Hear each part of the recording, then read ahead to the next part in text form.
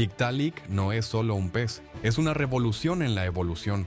Una criatura así es difícil de imaginar.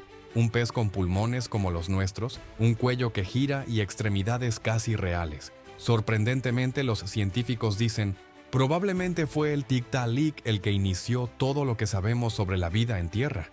Cada vez que ves reconstrucciones de este animal, te preguntas, ¿no es este mi antepasado? Los científicos aún no han dado una respuesta al 100%. Tiktaalik podría ser nuestro antepasado o digamos un tío abuelo. Es difícil saberlo cuando hablamos de hechos que ocurrieron hace 385 millones de años, pero lo que es seguro es que el Tiktaalik es una criatura revolucionaria. Su estructura, como una mezcla de anfibio y pez, revela increíbles secretos evolutivos. El Tiktaalik fue encontrado en el remoto norte de Canadá. Inesperado, pero en el período devónico, esta zona estaba casi en el Ecuador. Imagina densos bosques tropicales, hojas en descomposición que literalmente succionan el oxígeno del agua y antiguas presas llenas de materia orgánica. Ese es el tipo de desorden en el que el Tiktaalik prosperó. Pero ¿cómo lo hizo? Porque un pez normal habría muerto en esas condiciones. Tiktaalik encontró una solución ingeniosa. Consiguió pulmones. Sí, pulmones de verdad. Pero eso no es todo. Para poder respirar, el pez cambió sus costillas. Se hicieron más fuertes para soportar la presión de los músculos necesarios para respirar correctamente. De hecho, estos fueron los primeros pasos para formar la caja torácica que tenemos nosotros. Y otra cosa sorprendente, sus aletas evolucionaron hasta convertirse en extremidades. En ellas aparecieron huesos y articulaciones fuertes, parecidos al hombro, el codo e incluso la muñeca. ¿Te imaginas que un pez así pudiera no solo nadar, sino también arrastrarse por tierra? Los científicos han realizado una modelización. El Tiktaalik podía superar pequeñas extensiones de tierra entre masas de agua.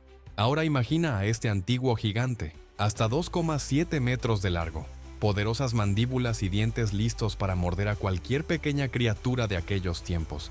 Tiktaalik tenía pocos enemigos. Con su tamaño y su formidable aspecto, era poco probable que alguien se atreviera a atacarlo. Pero eso no era todo. El Tiktaalik tenía un cuello móvil. Esta revolucionaria innovación le permitía girar la cabeza, lo que lo asemejaba más a nosotros que a un pez moderno. Esto le daba una ventaja en la caza. Esperaba a su presa, acechando en el agua turbia como un cocodrilo. Lamentablemente, Tiktaalik desapareció del registro paleontológico hace unos 370 millones de años. Pero he aquí la gran pregunta. ¿Se extinguió o sus descendientes siguen vivos? Es posible que veamos su legado en aves, mamíferos, reptiles e incluso en nosotros mismos. Tiktaalik no es solo un capítulo de la historia de la evolución, es un recordatorio de cómo la vida puede cambiar, adaptarse y abrir nuevos caminos. ¿Quieres saber más sobre descubrimientos tan asombrosos? Sumérgete con nosotros en el mundo de los misterios ancestrales. ¿Estás preparado para conocer al monstruo que gobernó la Tierra mucho antes que los dinosaurios? El mundo en el que vivía Alichevia no tenía nada en común con el mundo moderno. Era una época en la que la Tierra experimentaba cambios drásticos y el clima era duro e impredecible. En este ecosistema reinaban los depredadores gigantes y entre ellos, Inostrancessia, ocupaba la cima absoluta de la cadena alimentaria. Inostrancessia no era solo un depredador. Era una criatura que se convirtió en un símbolo de la época. Un símbolo de supervivencia y fuerza. Sus colmillos de sable inspiraban terror. Su poder no conocía igual. Y su desaparición sigue siendo uno de los misterios más trágicos del mundo antiguo.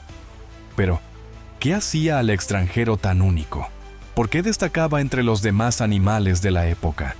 Averigüémoslo. Un monstruo con colmillos en forma de sable. ¿Qué aspecto tenía la Forensevia? Imagínese una criatura de hasta 3,5 metros de largo y unos 300 kilos de peso. Sus largas y poderosas extremidades le permitían desarrollar una velocidad decente, y su silueta inspiraba temor a todo aquel que se atrevía a interponerse en su camino. Pero lo más llamativo de todo era su cráneo. Era una obra maestra de la evolución. El cráneo de la alienígena medía 60 centímetros de largo, y sus mandíbulas podían abrirse casi 90 grados. Esto le permitía asestar los mordiscos más poderosos posibles, de los que ninguna víctima podía escapar. Los colmillos del alienígena son su principal carta de presentación. Estos colmillos medían hasta 15 centímetros de largo. En comparación, eso es casi la mitad de la longitud de un antebrazo humano. Eran increíblemente afilados y curvados, lo que les permitía asestar golpes precisos a los órganos vitales de la víctima. Las raíces de los colmillos tenían la mitad de su longitud, lo que los hacía estables incluso en condiciones de extrema tensión. Pero lo más interesante es su finalidad. Los colmillos no se utilizaban para sujetar a la presa, como en los depredadores modernos, sino para matar a la víctima al instante. Un mordisco preciso y la presa quedaba inmovilizada. ¿Qué hacía de la Forentia el depredador perfecto? Inostrancesvia no era solo un depredador, era un verdadero estratega. Su anatomía era perfecta para la caza. Sus largas extremidades le permitían moverse con rapidez. Los científicos estiman que podía alcanzar velocidades de hasta 30 a 40 kilómetros por hora. Sus poderosas patas delanteras le servían para derribar o sujetar a sus presas. Sus enormes mandíbulas y colmillos le permitían terminar la caza rápidamente. Pero su habilidad para escabullirse desde emboscadas es lo que lo hacía mortífero. Las investigaciones muestran que los alienígenas utilizaban el paisaje en su beneficio. Se escondía en la vegetación alta, detrás de las rocas o en las orillas de los ríos, y luego atacaba de repente. Su mundo. La dureza del Pérmico tardío. El Pérmico tardío fue una época en la que la Tierra experimentó enormes cambios. La mayor parte de la masa terrestre era un enorme supercontinente llamado Pangea, rodeado por un océano gigante. El clima era variable. A las sequías seguían las inundaciones y la vegetación era escasa. En la región donde vivían los alienígenas, en la actual Rusia, las coníferas, los quingos y las plantas peltaspermas como la tatarina constituían la mayor parte de la vegetación. Estas plantas proporcionaban la base para la existencia de animales herbívoros que eran devorados por los depredadores. Entre los habitantes de aquella época se encontraban escutosaurios, herbívoros masivos con caparazón, cronozoos, anfibios de hasta 2 metros de longitud que vivían cerca de los ríos, dicinodontos, animales herbívoros cuyos restos se encuentran en casi todos los hábitats de especies exóticas.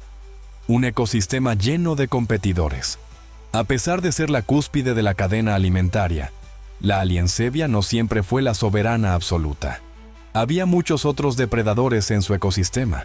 Gorgonópsidos más pequeños, como Pravoslavlevia, ocupaban el nicho de la caza de animales más pequeños. Anfibios depredadores que se alimentaban de vida acuática. Reptiles depredadores, como los cronozoos, que eran algunos de los principales competidores de Forentia en los cursos de agua. Pero, ¿sabes lo que hizo único al Forentia? Su capacidad de adaptación. Cazaba tanto en tierra como cerca del agua. Aprovechaba el terreno y podía pasar largos periodos sin comer. La Inostrangia cazaba de una forma muy diferente a la de los depredadores modernos. Su estrategia consistía en arrastrarse lo más cerca posible de su presa, utilizando escondites naturales, seguido de una carrera repentina y un ataque letal. Sus largos colmillos podían perforar la carne y penetrar órganos vitales. Curiosamente, los alienígenas no perdían el tiempo en luchas agotadoras. Actuó con rapidez, acabando la caza en cuestión de segundos. Los científicos reconocen 3 especies principales de Inostrancevia, cada una con sus propias características. Inostrancevia alexandri. Esta especie era más pequeña que las otras pero más ágil. Su hocico estrecho indicaba una adaptación a la caza de presas más pequeñas.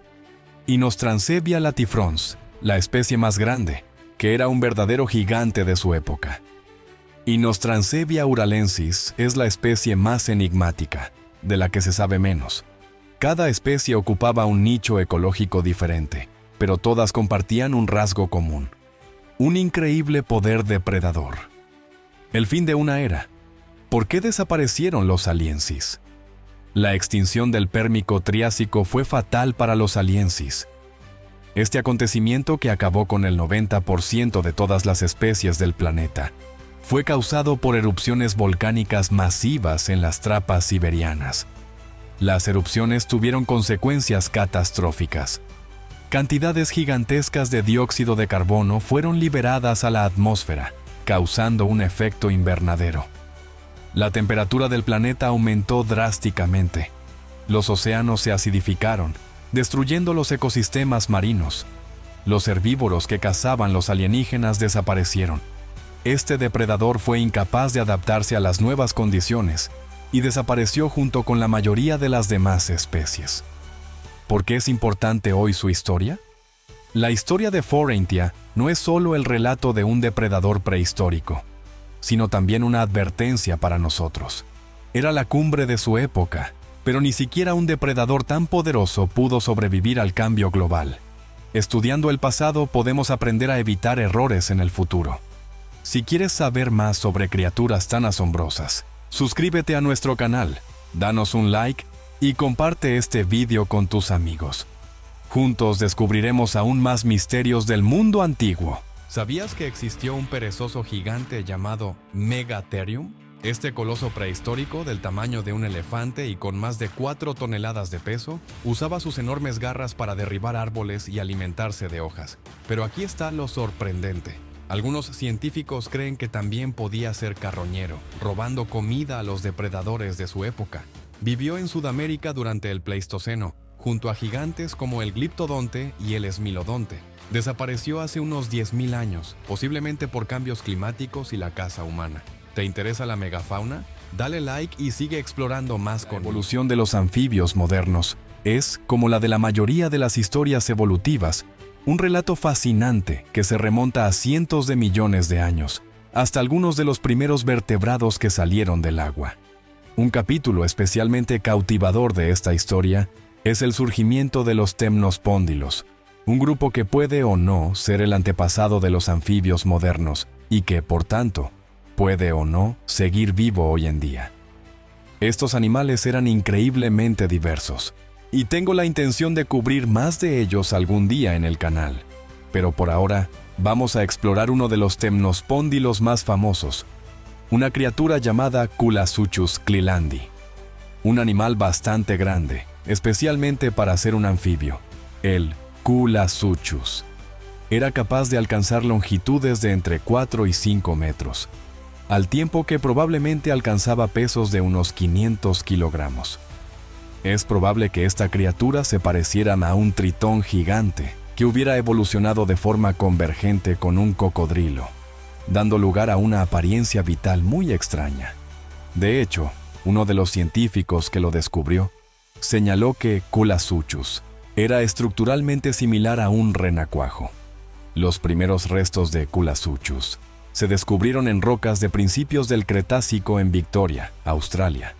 Y en 1997, los fósiles fueron bautizados y descritos como una nueva especie.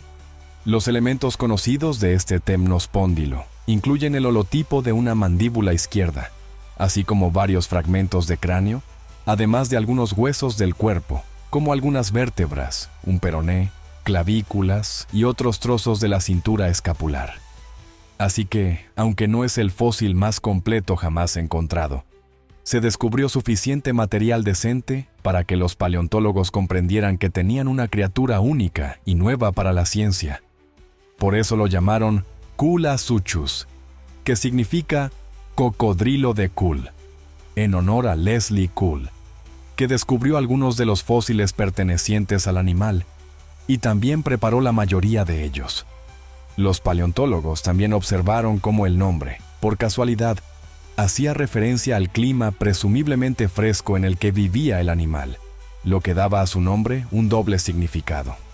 La parte cocodrilo del título se eligió debido a que muchos temnospóndilos, incluido el Culasuchus, se parecían a los cocodrilos en algunos aspectos. De hecho, debido a esta fuerte convergencia con los cocodrilos, parece como si Culasuchus pudiera haber vivido y comportado de una manera bastante similar, habitando el Valle de la Grieta presente en este momento en la antigua Victoria. Las rocas en las que se descubrieron los fósiles del animal indican que el entorno de deposición fue probablemente un arroyo de gran energía y rápida corriente. Así pues, Esta criatura probablemente se desplazaba por los diversos arroyos y lagos presentes en este entorno, posiblemente utilizando tácticas de emboscada similares a las de los cocodrilos modernos para capturar a sus presas, utilizando sus mandíbulas increíblemente anchas y sus dientes afilados y de aspecto feroz dentro de su extraña cabeza en forma de pala. El Kulasuchus es quizás más conocido por su icónico papel en el episodio de Walking with Dinosaurs, Spirits of the Ice Forest, en el que se le muestra hurgando en la basura e intentando tender una emboscada al dinosaurio, Leaelinasaura, así como migrando de los lagos a los arroyos de corriente rápida durante el verano. El hecho de que Kulasuchus se descubriera en rocas del Cretácico temprano de unos 120 millones de años de antigüedad es en realidad increíblemente significativo para el linaje evolutivo del que formaba parte, ya que esto lo convierte en el más reciente de todos los temnospóndilos conocidos actualmente, a menos que, como mencioné al principio, los temnospóndilos sean de hecho ancestrales a los anfibios modernos. Pero ese es un debate para otra ocasión. El Kulasuchus se ha clasificado como miembro de Brachiopoidea, una superfamilia de temnospóndilos que desarrolló algunos de los anfibios más grandes jamás conocidos, y fue uno de los pocos linajes de estos animales que realmente superó el evento de extinción de finales del Triásico. Antes de esa extinción, los temnospóndilos habían tenido un enorme éxito y se habían extendido por gran parte de la Tierra, pero después se volvieron mucho más restringidos y solo se encontraron en Asia y Australia. Finalmente, todos los demás temnospóndilos supervivientes se extinguieron, quedando solo el Kulasuchus vivo a principios del Cretácico. En el artículo en el que se nombraba a este animal, se sugería que la razón de que Kulasuchus siguiera existiendo en la masa continental de alta latitud combinada de Australia y la Antártida se debía a que las criaturas estaban protegidas por el frío, y que la especie solo se extinguió cuando el clima cambió y la región se volvió más cálida. Esto podría explicar por qué los cocodrilianos están ausentes en las rocas más antiguas de las que procede el Kulasuchus, pero están presentes en las rocas más jóvenes una vez que los temnospóndilos desaparecieron. Las temperaturas más frías del agua significarían que el Kulasuchus pudo seguir siendo dominante en la zona, y como los cocodrilianos eran incapaces de hacer frente al clima, no pudieron superar al temnospóndilo en el nicho que ocupaba. Esto también se ve corroborado por el hecho de que algunos anfibios modernos, como las salamandras y las ranas, pueden permanecer activos a temperaturas cercanas al punto de congelación del agua, mientras que los cocodrilianos vivos no pueden seguir activos a temperaturas del agua inferiores a 10 grados Celsius. Sin embargo, una vez que el clima cambió y se volvió más cálido en el Cretácico, los cocodrilianos pudieron invadir la región en la que vivía Kulasuchus, probablemente superando en competencia y posiblemente incluso depredando al anfibio, lo que finalmente provocó la desaparición de los últimos temnospóndilos. El Kulasuchus fue una parte increíblemente única y fascinante de la prehistoria de nuestro planeta, y su posición como el último de su especie hace que su pérdida sea bastante triste, a pesar de que se extinguió hace más de 100 millones de años. En cualquier caso, me alegro de que este animal haya tenido alguna representación en la cultura pop, sobre todo con un aspecto tan memorable y bastante aterrador, pero siempre sería estupendo ver más de esta extraordinaria criatura. Espero que hayas disfrutado tanto como yo aprendiendo sobre este intrigante organismo, y gracias por ver este video. Si quieres saber más sobre nuestro mundo, su historia y la maravillosa vida que nos rodea a todos, no dudes en suscribirte al canal si crees que lo merecemos y si te gustaría ver más cosas nuestras. Esta vez, le hablaremos de una criatura tan misteriosa que su primera descripción científica resultó ser completamente errónea. Un animal que no se parece a ninguna otra criatura que conozcamos, hasta el punto de que durante décadas los científicos no pudieron averiguar dónde tenía la cabeza y la cola. Ayucigenia es una de las criaturas más extraordinarias que jamás hayan existido. Esta criatura existió hace cientos de millones de años, pero dejó descendientes que aún viven entre nosotros. ¿Por qué se extinguió esta criatura? ¿Qué aspecto tenía realmente? ¿Y qué le hicieron los científicos cuando intentaron reconstruirla? Vea el vídeo hasta el final. Le esperan datos asombrosos que pueden cambiar su percepción de la vida prehistórica. Si crees que Ayusigenia es solo una de las muchas criaturas prehistóricas, te equivocas. Vivió hace más de 500 millones de años, en una época en la que la vida empezaba a ser compleja. Hace unos 541 millones de años, solo existían en la Tierra organismos multicelulares simples. Sus restos se encuentran en rocas del período Ediacarán. Pero lo interesante es que los científicos aún no pueden determinar exactamente a qué reino pertenecían. ¿Eran animales, hongos o algo completamente desconocido? Ayusigenia apareció después de la extinción del Ediacarán, durante un acontecimiento conocido como la explosión cámbrica. Fue el mayor salto de la evolución, ya que casi todos los tipos de animales modernos aparecieron en unos pocos millones de años. Los mares del Cámbrico albergaban depredadores gigantes que parecían monstruos alienígenas. Entre ellos estaba el Anomalocaris, que podía alcanzar más de 1 metro de longitud y tenía poderosas mandíbulas. En este mundo, criaturas de cuerpo blando como Ayusigenia tuvieron que adaptarse para sobrevivir. Ayusigenia se encontró por primera vez en 1911 en el famoso esquisto de Burgess, en Canadá, cuando el paleontólogo Charles Walcott descubrió sus fósiles. Sin embargo, en aquel momento no se dio mucha importancia a estos fósiles. El verdadero interés por Ayusigenia surgió en 1977, cuando el científico Simon Conway Morris decidió reconstruir el aspecto de la criatura, y lo hizo completamente mal. Debido a la extraña estructura de su cuerpo, Morris pensó que Ayusigenia caminaba sobre sus largas espinas, y confundió sus patas reales con tentáculos. Así que, en un principio, los científicos le dieron la vuelta. Imagínese un animal que supuestamente camina sobre agujas y come con los pies. Parece una locura, pero en aquel momento nadie podía ofrecer una explicación mejor. Este error permaneció sin demostrarse durante casi 15 años. No fue hasta 1991 cuando los científicos Lars Ramskjöld y Hou Xiangwang estudiaron nuevos fósiles y demostraron que la reconstrucción había sido al revés. El verdadero Ayusigenia caminaba sobre patas blandas y sus espinas eran una defensa contra los depredadores. ¿Cómo era la verdadera Ayusigenia? 5 o 6 centímetros de largo, 7 u 8 pares de patas terminadas en garras. El dorso está cubierto de largas y duras espinas para protegerse de los depredadores.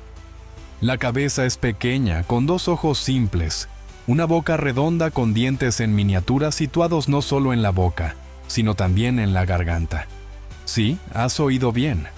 Ayusigenia tenía dientes en la garganta. Esto significa que lo más probable es que aspirara la comida y luego la triturara en la garganta antes de tragarla. Esta forma de comer no se encuentra en los animales modernos, pero bien podría haber sido eficaz en las condiciones del Cámbrico. ¿Cómo sobrevivió entre depredadores gigantes? Ayusigenia no era un depredador. Probablemente se alimentaba de bacterias y diminutas partículas de materia orgánica que encontraba en el lecho marino. Pero, ¿cómo escapó de criaturas más grandes que podrían comérsela? En primer lugar, sus espinas. Imagina a una criatura intentando tragarse a Ayusigenia. Las largas y afiladas espinas seguramente la habrían incomodado, tal vez incluso herido. En segundo lugar, quizás Ayusigenia podría excavar en el limo o esconderse entre las algas, pero al final no fue suficiente. ¿Por qué se extinguió Ayusigenia? Hace unos 480 millones de años, el clima empezó a cambiar. Criaturas como Ayusigenia fueron reemplazadas por animales más avanzados.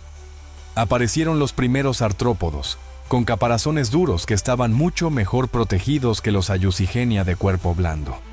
Aparecieron depredadores avanzados, con poderosas mandíbulas capaces de desgarrar incluso los caparazones más duros. En esta lucha por la supervivencia, Ayusigenia perdió y desapareció para siempre. pero sus descendientes viven entre nosotros. Aunque la Ayucigenia propiamente dicha está extinguida, sus descendientes siguen existiendo en la actualidad. En la actualidad, sus parientes más cercanos son los Onychophora, o gusanos de terciopelo. Estas extrañas criaturas viven en las selvas tropicales y en lugar de cazar, escupen un moco pegajoso para atrapar a sus presas. Puede que estés pensando, bueno, vale, la Ayucigenia se ha extinguido. Pero ¿por qué es tan importante? En primer lugar, porque ayudó a los científicos a comprender la evolución de los artrópodos. Y en segundo lugar, incluso llegó a la cultura. En el popular anime Shingeki no Kyojin, Ataque a los Titanes, se puede ver una criatura que se parece sospechosamente a la Ayucigenia. Es esta criatura la que provoca la aparición de los titanes. Por supuesto, es solo ficción, pero el mero hecho de que un animal que vivió hace 500 millones de años inspire a artistas y guionistas habla de su increíble importancia. La historia de Ayucigenia es una historia de evolución, errores y descubrimientos inesperados. Es la prueba de que la naturaleza puede crear formas de vida increíblemente extrañas. E incluso puede que los científicos no se den cuenta de lo que han encontrado durante mucho tiempo. Si te ha gustado este vídeo, no olvides suscribirte y darle a me gusta. Después de todo, hay más historias asombrosas sobre el mundo de las criaturas prehistóricas por venir. En enero de 2018, un grupo de geólogos estaba de vacaciones realizando un viaje por carretera por el Reino Unido. Una tarde, mientras paseaban por la playa de Hawick, en el norte de Inglaterra, uno de ellos notó algo extraño. Un enorme bloque de arenisca había caído de un acantilado cercano y se había partido en dos, revelando segmentos fosilizados del cuerpo de un artrópodo gigante, algún tipo de milpiés antiguo colosal. Cuando las piezas fueron ensambladas, quedó claro que este descubrimiento accidental era algo realmente especial. Aunque el fósil estaba lejos de estar completo, su tamaño lo convirtió en el fósil de artrópodo más grande jamás encontrado. Este enorme milpiés pudo haber medido más de 2,6 metros de largo, 55 centímetros de ancho y pesar alrededor de 50 kilogramos, lo que rompió otro récord, convirtiéndolo en el invertebrado terrestre más grande conocido en la historia. Se remonta al período Carbonífero, una época famosa por sus insectos gigantes, de la que hemos hablado antes en nuestro episodio La Era de los Insectos Gigantes. Y como mencionamos en ese episodio, una de las principales hipótesis sobre por qué los insectos pudieron alcanzar tamaños tan grandes en ese periodo es que los niveles de oxígeno eran mucho más altos en la atmósfera. Pero hay un problema. Este nuevo fósil de milpiés gigante data de decenas de millones de años antes del pico de oxígeno. De hecho, en la época en que este milpiés del tamaño de un caimán vivía, los niveles de oxígeno no eran mucho más altos que los actuales. Entonces, ¿cómo llegó a ser tan grande? El fósil encontrado en la playa de Hawick pertenecía a un milpiés antiguo llamado Arthropleura, que fue descrito por primera vez en 1854. Se han encontrado docenas de fósiles de esta criatura en toda Europa y América del Norte, regiones que en el período Carbonífero estaban más cerca del Ecuador, lo que sugiere que prosperaban en ambientes cálidos y tropicales. Estos fósiles han sido una combinación de ignofósiles, como rastros de su desplazamiento por el suelo, y fósiles corporales, como fragmentos de patas y segmentos de su caparazón. Sin embargo, los fósiles bien articulados y parcialmente completos de Arthropleura gigante han sido mucho más difíciles de encontrar. De hecho, el espécimen de Hawick es solo el tercer fósil de su tipo descubierto, y pertenece, con diferencia, al individuo más grande encontrado hasta la fecha. También es posible que lo que se haya hallado sea un exoesqueleto recientemente mudado, en lugar del animal en sí, lo que significaría que en ese momento este ser aún podía crecer más. 2,6 metros de milpiés aparentemente no eran suficientes milpiés. Para admirarlo aún más, supongo. Además de su increíble tamaño, lo que también resultó interesante de este fósil fue su antigüedad. no solo representaba el caso más extremo de gigantismo en Arthropleura, sino que también era el ejemplo más antiguo parcialmente completo conocido. Data de hace 326 millones de años, mucho antes que los fósiles corporales previos de Arthropleura gigante. En la última parte del Carbonífero, los niveles de oxígeno en la atmósfera aumentaron considerablemente, alcanzando un pico de entre el 30 y el 35%. Se pensaba que este aumento fue el principal impulsor del gigantismo en los artrópodos de esa época. Dado que en los artrópodos el oxígeno se difunde a los tejidos y células a través de una red de tubos huecos, la teoría sugería que niveles más altos de oxígeno permitieron que estos sistemas respiratorios sostuvieran cuerpos mucho más grandes de lo que sería posible en épocas con menor concentración de oxígeno. Sin embargo, hace 326 millones de años, cuando este Arthropleura vivía, el aumento de oxígeno aún no había comenzado. Los niveles de oxígeno en la atmósfera eran solo del 23%, apenas un poco más que el 21% actual. Si el oxígeno no fue el principal factor detrás de la evolución de un artrópodo tan absurdamente grande, ¿qué lo fue? Tal vez, en lugar de la atmósfera, el factor determinante, literalmente, fue simplemente haber estado en el lugar ecológico adecuado en el momento evolutivo oportuno.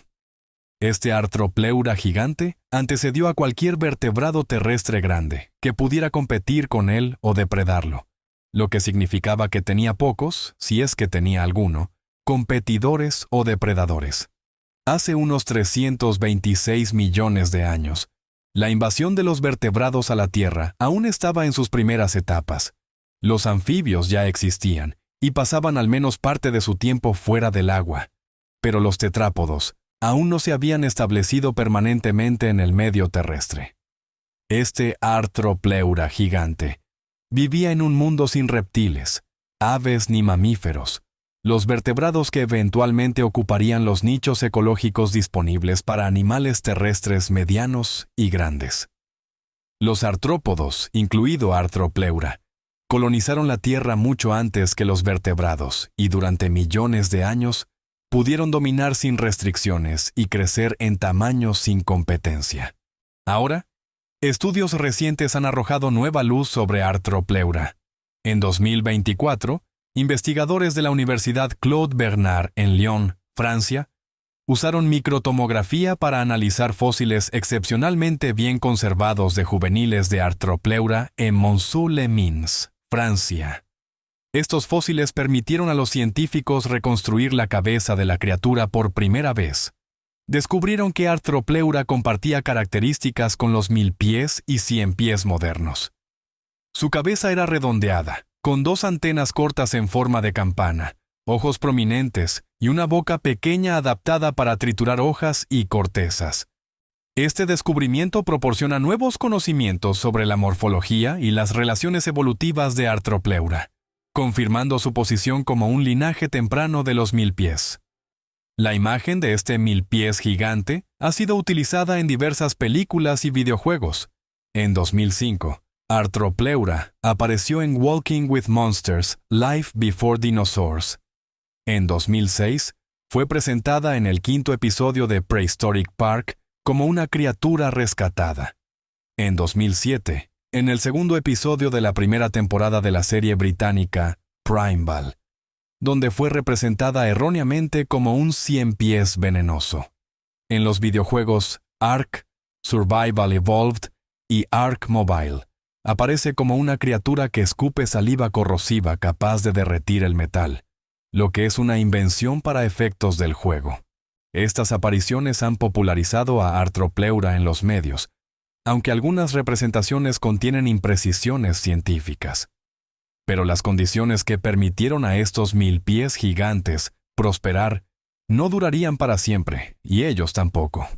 Tanto sus ignofósiles como sus fósiles corporales desaparecen del registro geológico hace unos 290 millones de años, en el período Pérmico temprano. Su extinción probablemente se debió a 2 cambios importantes. Por un lado, en ese momento comenzó a formarse el supercontinente Pangea, lo que llevó a condiciones más secas en la región ecuatorial. Arthropleura parece haber habitado exclusivamente esas latitudes, y puede que no haya podido adaptarse al aumento de la aridez.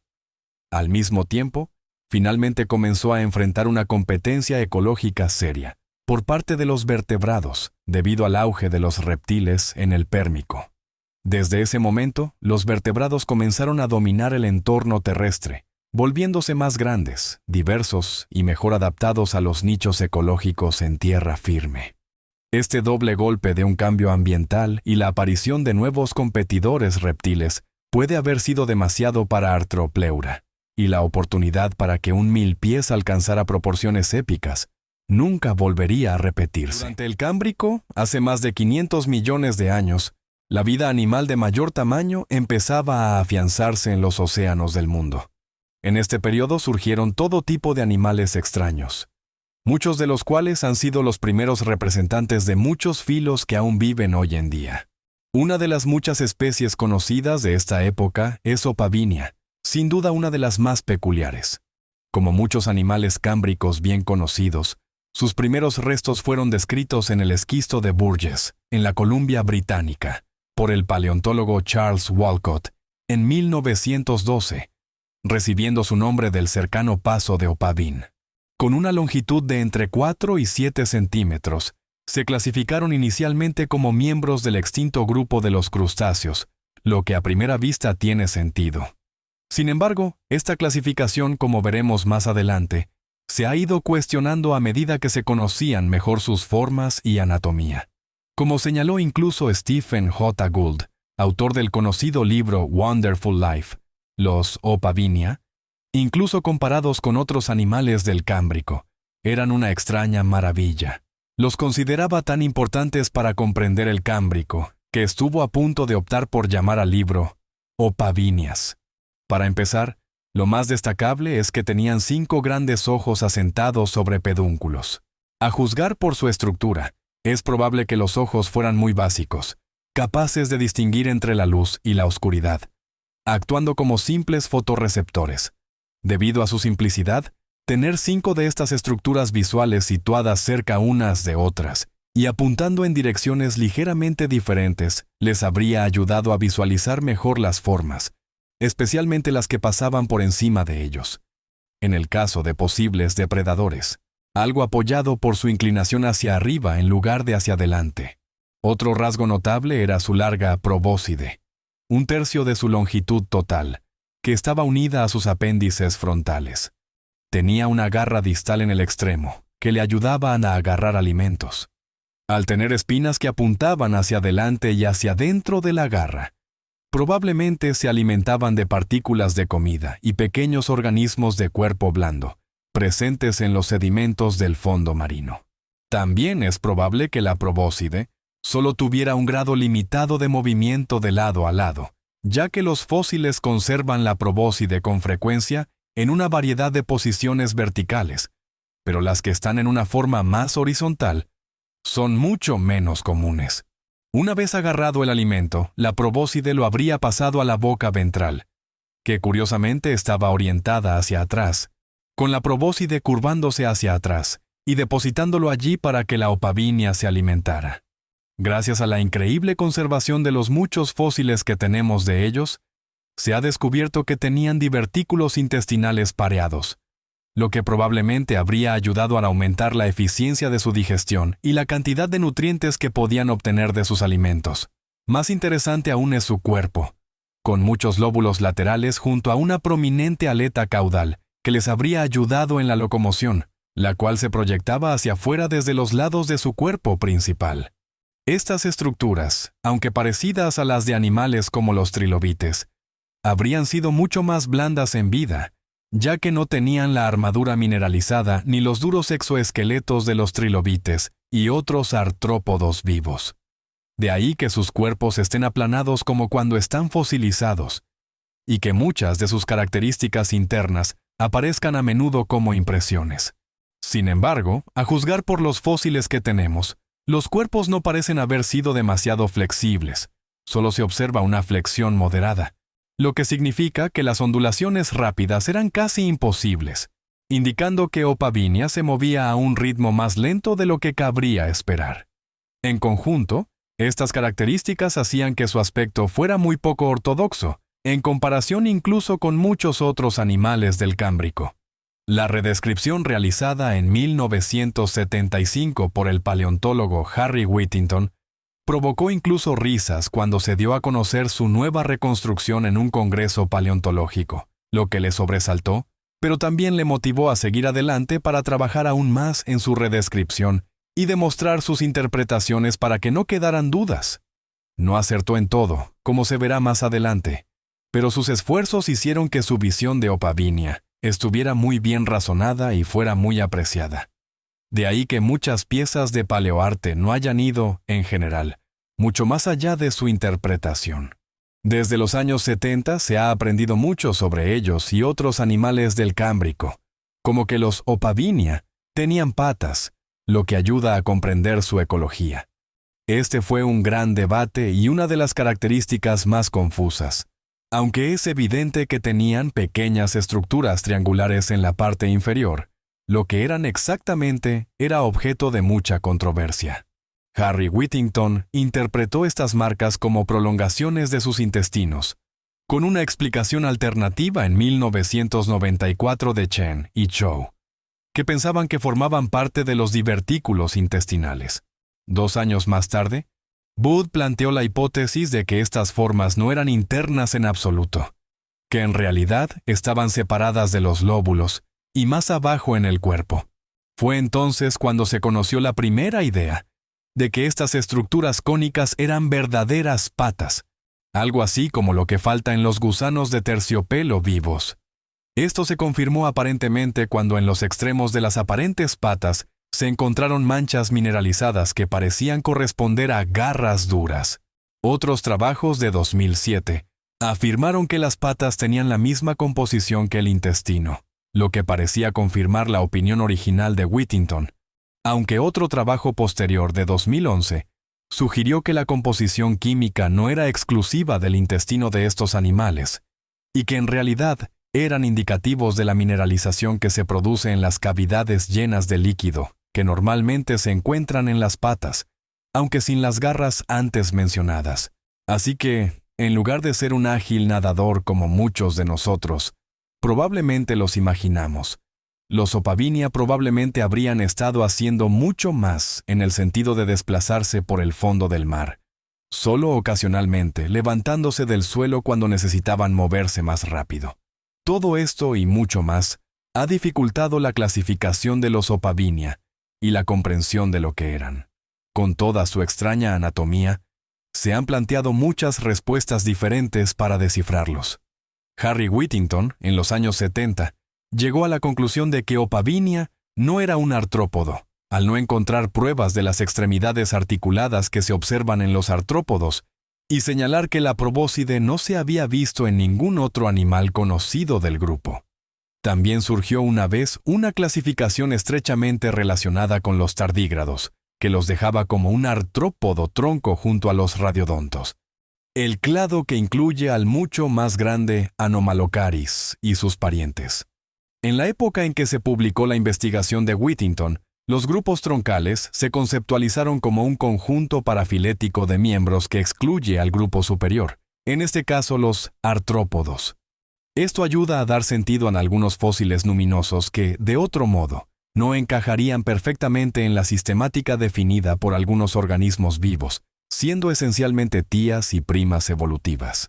En el caso de Opavinia, para los artrópodos vivos y sus parientes, se trata de un concepto relativo, ya que aunque pueden contener vástagos de miembros de un linaje anterior al último ancestro común del grupo de la corona, los tardígrados, por ejemplo, son capaces de formar su propio grupo de la corona, pero también podrían considerarse un grupo del tronco relativo a los verdaderos artrópodos, aunque en términos generales son panartrópodos, situados en la base del árbol de los artrópodos. Esto demuestra que, aunque todos estos animales y los periodos de tiempo en los que vivieron eran muy inusuales y aparentemente extraños para nosotros hoy en día, aún pueden entenderse en lo que respecta a los procesos evolutivos.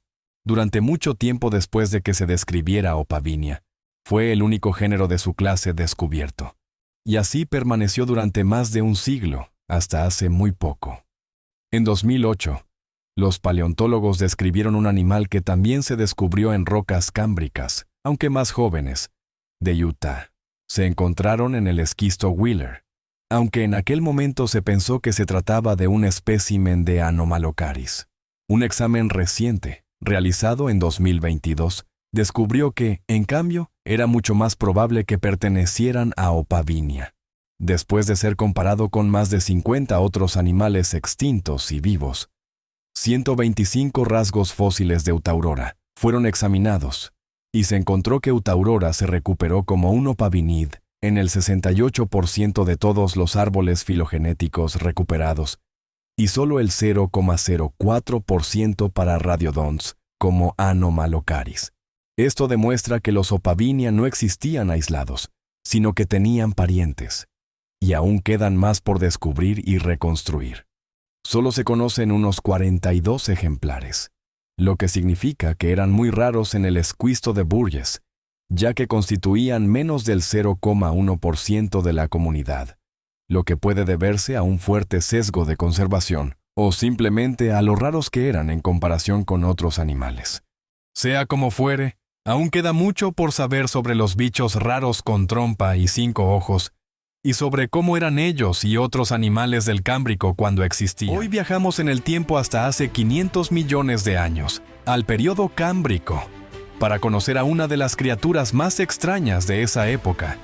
Imagina un ser diminuto, de solo 1,5 milímetros de largo, pero con un ojo gigante que lo hace único en su clase. Les presento a Cambro Pachicope, un artrópodo prehistórico con una historia fascinante. ¿Qué es este diminuto ser? Cambro Pachicope vivió en una era en la que la vida apenas comenzaba a llenar los océanos, y las criaturas experimentaban con formas y funciones. Sus fósiles fueron descubiertos en el famoso yacimiento Orsten Lagerstatten, en el sur de Suecia, un lugar que conserva detalles increíblemente finos de los organismos, pero lo que más llama la atención es su ojo compuesto gigante, tan bien preservado que los científicos pudieron estudiar incluso su estructura interna. Un ojo que todo lo ve. ¿Cómo está construido este ojo? Tiene 3 capas principales, capas externa e interna, hechas de material transparente que protege el ojo. Capa media. Aquí está el misterio. Contiene un pigmento oscuro que probablemente filtraba la luz azul. Esto era crucial para cazar, ya que la luz azul puede crear interferencias en el agua. Este diseño ocular nos dice que Cambro Pachicope probablemente era un depredador. Su visión debió ser excepcional, lo que le permitía rastrear a sus presas en aguas con poca visibilidad. Un cuerpo único. Cambro Pachicope tenía 4 pares de apéndices en la cabeza. El primer par funcionaba como antenas, mientras que el segundo tenía una estructura birrámea, similar a manipuladores. Su boca estaba situada en la parte inferior de la cabeza, justo delante del segundo par de apéndices. Y eso no es todo. Su cuerpo estaba formado por 4 segmentos, cada uno con un par de apéndices en forma de paletas. Al final, su cuerpo terminaba en un telson, una cola que probablemente lo ayudaba a nadar. ¿Dónde encaja en el árbol de la vida? Desde el punto de vista evolutivo, Cambro Pachicope es como un rompecabezas antiguo. Al principio, se pensó que pertenecía al grupo Pancrustacea, que incluye a los ancestros de los crustáceos modernos. Pero investigaciones recientes lo colocan en un grupo más amplio conocido como Mandibulata basal, que incluye a los antepasados de insectos, miriápodos y crustáceos. Otras criaturas descubiertas en el mismo yacimiento, como Hennings moenicaris y Martinsonia, podrían ser parientes evolutivos de Cambro Pachicope. Todas ellas nos ofrecen pistas sobre el origen de los crustáceos modernos. ¿De dónde viene su nombre? El nombre Cambro Pachicope significa ojo grueso del período cámbrico. El nombre de su especie, clarksoni, rinde homenaje al paleontólogo E.N.K. Clarkson, quien hizo importantes contribuciones al estudio de la vida antigua. ¿Por qué es importante? A primera vista, Cambro Pachicope podría parecer insignificante. ¿Qué son 1.5 milímetros en comparación con los gigantes del pasado? Pero en realidad, este diminuto ser revela un mundo de información sobre cómo evolucionó la vida en el período cámbrico. Su ojo complejo es una maravilla evolutiva que nos da pistas sobre cómo los animales antiguos veían, cazaban y sobrevivían. ¿Te ha gustado este viaje al Cámbrico? Dale like, suscríbete y comenta. ¿Qué criatura prehistórica te impresiona más? Continuaremos explorando a los habitantes más enigmáticos de los océanos antiguos. Los animales del Cámbrico siguen sorprendiendo por sus alucinantes características y su desconcertante taxonomía, lo que los convierte en algunas de las criaturas más fascinantes y misteriosas de la historia prehistórica. Uno de estos extraños e intrigantes animales era Wiwaxia, un género de criaturas de cuerpo blando que parecían nada menos que una piña viva cubierta de armadura. Con sus grandes espinas y escamas, la Wiwaxia estaba claramente diseñada para sobrevivir en los duros mares del Cámbrico, protegiéndose de la aparición de temibles carnívoros. Pero hay más en la historia de este espinoso superviviente. Descrita originalmente en 1899, a partir de una espina aislada hallada en el esquisto Ojigopsis, se clasificó primero como Ortogeca curugata. Después ocurrió algo extraordinario. En 1911, el legendario Charles Walcott, administrador de la Smithsonian Institution, descubrió otros fósiles en el famoso esquisto de Burgess.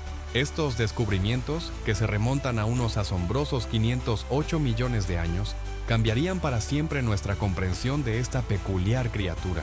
¿Por qué Wiwaxia debe su nombre al pico de una montaña? Walcott reclasificó los fósiles en un nuevo género, Wiwaxia, y le dio el nombre de Wiwaxi, una serie de pequeños picos montañosos de Canadá. El propio nombre procede de la palabra Nakota, que significa ventoso, un homenaje a la herencia indígena de la región. Aunque hoy en día la ciencia conoce 5 especies de Wiwaxia, este vídeo se sumerge en los asombrosos detalles de la especie tipo. Los fósiles de esta criatura están tan bien conservados en el esquisto de Burgess que los científicos disponen de cientos de ejemplares completos para su estudio, un hallazgo extraordinario. Pero no todos los parientes de Wiwaxia tuvieron tanta suerte. Algunas especies solo se conocen por fragmentos, por lo que su historia completa está rodeada de misterio. ¿Qué hace que Wiwaxia sea tan singular? Su anatomía no se parece a nada que hayas visto antes. Wiwaxia tenía un cuerpo bilateral y simétrico que, visto desde arriba, parecía elíptico y carecía de cabeza o cola. De frente o de espaldas, esta diminuta criatura parecida a un tanque parecía rectangular. A pesar de su modesto tamaño, solo medía entre 2 y 5 centímetros de longitud, era una fortaleza de supervivencia, con una armadura y espinas afiladas que lo diferenciaban de sus contemporáneos del Cámbrico. La parte inferior de Wiwaxia era blanda y sin armadura, parecida al pie de una babosa, mientras que la parte superior de su cuerpo estaba reforzada con 8 filas de placas acanaladas llamadas escleritos. Estas placas se superponían como las escamas de la armadura de un caballero medieval, formando un escudo protector flexible pero resistente. ¿Quieres saber algo aún mejor? Estas placas no eran mineralizadas, sino que estaban hechas de un biopolímero ultrarresistente a base de carbono, un testimonio de las maravillas de la evolución. ¿Cómo creció? A diferencia de muchos animales, Wiwaxia no añadía más placas a medida que envejecía. En cambio, sus escleritos crecían proporcionalmente a medida que la criatura mudaba, de forma parecida a los insectos o crustáceos. Pero hablemos de las espinas, esas espinas épicas, las espinas dorsales de Wiwaxia, que se extendían a lo largo de su espalda en 2 espectaculares filas, eran su rasgo característico. Las más altas, que a menudo se encontraban en medio de estas filas, alcanzaban una impresionante longitud de hasta 5 centímetros. Los fósiles de estas espinas son tan comunes que superan en número a los ejemplares completos, lo que revela su papel crucial en la supervivencia de Wiwaxia. Si una espina se rompía, Wiwaxia podía hacerla crecer de nuevo, una habilidad muy eficaz en su juventud, durante su rápida fase de crecimiento. ¿Y sus hábitos alimentarios? Wiwaxia tenía una mandíbula con 2 o 3 filas de afilados dientes cónicos orientados hacia atrás. Esta mandíbula, perfectamente colocada para raspar la comida del fondo marino, funcionaba como una escofina natural que ayudaba a Wiwaxia a prosperar en su ecosistema. Imagínese esto, los científicos incluso encontraron un pequeño braquiópodo unido a una de las espinas de Wiwaxia, lo que demuestra que no excavaba en el fondo marino como algunos de sus contemporáneos. ¿Dominó Wiwaxia los mares antiguos? Las pruebas fósiles dicen que sí. Se han encontrado especímenes de Wiwaxia en todo el mundo, en Canadá, China, la República Checa e incluso Australia, lo que la convierte en un éxito mundial del período cámbrico. ¿Pero qué era realmente Wiwaxia? Walcott lo clasificó inicialmente como un tipo de gusano poliqueto, pero esa conclusión no se sostuvo. Simon Morris, famoso por redefinir las criaturas del Cámbrico, argumentó que Wiwaxia no era en absoluto un poliqueto, sino más bien un molusco primitivo sin concha. La explosión cámbrica fue una época caótica en la que aún se estaban escribiendo las reglas de la evolución. Los principales grupos de animales que conocemos hoy estaban empezando a surgir, lo que dio lugar a extrañas formas intermedias como Wiwaxia. Estas criaturas desdibujan las líneas entre las clasificaciones modernas, cayendo en lo que los científicos llaman grupos madre. Los estudios de Morris echaron más leña al fuego, señalando que la armadura y el aparato de alimentación de Wiwaxia compartían similitudes con los moluscos, no con los gusanos. Hoy en día, las pruebas de que Wiwaxia es un molusco siguen aumentando, pero su verdadero lugar en el árbol evolutivo sigue siendo un misterio muy debatido. ¿Por qué es importante Wiwaxia? Esta rareza acorazada no es solo una curiosidad prehistórica, sino una ventana a la belleza caótica de la evolución durante uno de los periodos más explosivos de la historia de la Tierra. Gracias por unirse a esta inmersión en el pasado. Si le fascinan las criaturas del Cámbrico tanto como a nosotros, no olvide darle a me gusta, compartir y suscribirse para conocer más historias increíbles del mundo antiguo.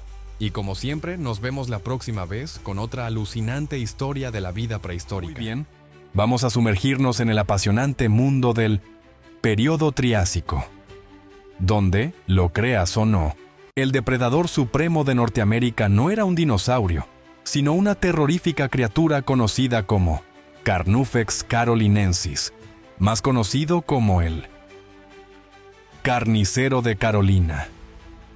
Este formidable depredador no era un dinosaurio, sino un antiguo pariente de los cocodrilos actuales. Y su descubrimiento ha ofrecido pistas asombrosas sobre la historia evolutiva de los cocodrilianos. Descubrimiento de un depredador. Los restos fosilizados de Carnufex se hallaron en la formación Pekín de Carolina del Norte, un yacimiento que se remonta a un increíble 231 millones de años, al Triásico Superior. Hasta la fecha, solo se han desenterrado 2 ejemplares. El holotipo, descubierto en 2004, incluye fragmentos de cráneo, húmero, costillas y vértebras, mientras que el segundo espécimen es solo un húmero parcial. A pesar de lo limitado de los restos, estos hallazgos han reformulado nuestra comprensión de la evolución de los primeros crocodilomorfa, poniendo en duda viejas ideas y suscitando nuevas preguntas sobre cómo surgió este clado. Ahora, Carnufex y sus congéneres pertenecen a un subclado llamado Mamale, Crocodilomorpha, que forma parte de un grupo mayor llamado Pseudosuchia. Este grupo estaba repleto de antepasados cocodrilianos que vagaban por el período Triásico junto a los primeros dinosaurios. Sorprendentemente, estos antiguos parientes de los cocodrilos eran aún más diversos que los dinosaurios de su época, y los primeros cocodrilomorfos eran pequeños depredadores de movimientos rápidos conocidos como esfenosuchios. Estas pequeñas criaturas no constituían un verdadero clado, pero sirvieron como predecesores de todos los futuros crocodilomorfos. A diferencia de los torpes cocodrilos modernos, los esfenosquios eran ágiles e incluso podían caminar sobre 2 patas, pero Carnufex destaca en este linaje. A diferencia de sus diminutos parientes, era un verdadero gigante, situado justo en la base de Crocodilomorpha y constituyendo un eslabón fundamental entre los gigantescos Rauisuchios y los mucho más pequeños esfenosuchios. Este descubrimiento por sí solo ha cambiado las reglas del juego, ilustrando una transición evolutiva vital que finalmente conduciría a los cocodrilianos que conocemos hoy en día. tamaño y rasgos físicos. Solo el cráneo del holotipo de Carnufex mide alrededor de medio metro, y se estima que la longitud de su cuerpo era de unos 3 metros. Para contextualizar, esta bestia era mucho más grande que la mayoría de los demás crocodilomorfos del Triásico, y que cualquier otro depredador terrestre de la formación Pekín. Sin embargo, en los ecosistemas más amplios del Triásico tardío, seguía siendo empequeñecido por otros depredadores ápice como Saurosuchus. ¿Lo mejor? El holotipo era un joven cuando murió, como lo demuestran sus arcos neurales no fusionados, huesos típicos de los pseudosuquios más jóvenes. Los estudios sugieren que, de haber alcanzado la madurez, Carnufex podría haber rivalizado con el tamaño del infame Rauisuchio, Postosuchus. Antes de que se descubriera el Carnufex, los científicos suponían que los crocodilomorfos primero reducían su tamaño antes de desarrollar los rasgos definitorios que asociamos con los cocodrilianos. Sin embargo, Carnufex demuestra que inicialmente conservaron similitudes ecológicas con otros loricatans de la época. Anatomía. El cráneo de Carnufex está incompleto, por lo que no sabemos con exactitud qué aspecto tenía. Aún así, basándose en otros crocodilomorfos primitivos, los expertos creen que tenía una forma elegante y alargada, muy parecida a la de los esfenosuchios más pequeños. Aunque no era tan robusto como los cráneos de sus parientes rauisuchios, el cráneo de Carnufex presentaba una gran ornamentación, incluso un rostrum elevado sobre los ojos. En los ejemplares adultos, seguramente tendría un aspecto llamativo. Una característica única de Carnufex era su gran y alargada muf fenestra anorbital, una abertura en el cráneo cerca de los ojos. Este rasgo se parece más al de Postosuchus que al de otros cocodrilomorfos primitivos. Además, los dientes de Carnufex eran cifodontes, afilados, dentados y recurvados, perfectos para desgarrar la carne, como los de los dinosaurios carnívoros. Su húmero, sorprendentemente pequeño y similar al del Postosuchus bípedo, sugiere que el carnicero de Carolina podía caminar sobre 2 patas, aunque podría haber sido capaz de cambiar a 4 patas cuando fuera necesario. Tasa de crecimiento y metabolismo. Los cocodrilos modernos son ectotérmicos, de sangre fría. Pero sus antepasados pseudosuquios probablemente tenían tasas metabólicas más altas, posiblemente incluso mesotérmicas. Sorprendentemente, los primeros antepasados de los cocodrilos, como los esfenosuquios, tenían algunas de las tasas metabólicas más altas entre los pseudosuchia. Los estudios óseos revelan que el metabolismo de Carnufex era más parecido al de los esfenosuquios que al de otros grandes pseudosuquios como los rauisuquios. Esta mayor tasa metabólica probablemente impulsó su rápido crecimiento, lo que permitió al holotipo alcanzar los 3 metros en tan solo 3 años. Clasificación y parientes. Carnufex es uno de los primeros crocodilomorfos conocidos por la ciencia, pero no es el único. Gracias a su descubrimiento, se conocen otros 2 crocodilomorfos basales, Redondavenator, y un espécimen aún sin nombre del Museo Carnegie de Historia Natural. Al igual que Carnufex, estos crocodilomorfos basales eran grandes depredadores terrestres nativos de Norteamérica. Redondavenator, a pesar de sus escasos restos, se considera comparable en tamaño a Postosuchus. Paleoecología y depredadores. ¿Qué podría haber cazado el pez carnicero de Carolina? Entre las presas más probables se encuentran los grandes herbívoros, Placerias y Darrevueltosaurus, cuyos fósiles se han encontrado en yacimientos modernos del suroeste de Estados Unidos. El acorazado, Aetosaurus gorgetosuchus. También vivió en el este de Norteamérica, aunque los fósiles de Postosuchus se encontraron en el Triásico tardío de Carolina del Norte. Datan de un periodo de unos 10 millones de años después de que Carnifex recorriera la Tierra. Mientras tanto, empezaban a aparecer dinosaurios primitivos como el Herrerasaurus, pero su distribución se limitaba al hemisferio sur. 30 millones de años después de la época del carnicero de Carolina. El período Triásico llegó a su fin, y los principales depredadores de la Tierra seguían siendo los primeros crocodilomorfos, como el Redondavenator. Pero una gran extinción acabó con casi todos los pseudozoos y provocó la aparición de los dinosaurios. Sin embargo, los crocodilomorfos más pequeños y adaptables sobrevivieron y evolucionaron, dando lugar a los cocodrilianos que aún hoy habitan nuestro planeta. Si te ha gustado este viaje a la prehistoria, haz clic en el botón Me gusta y suscríbete al canal para no perderte nuevas historias fascinantes sobre fósiles.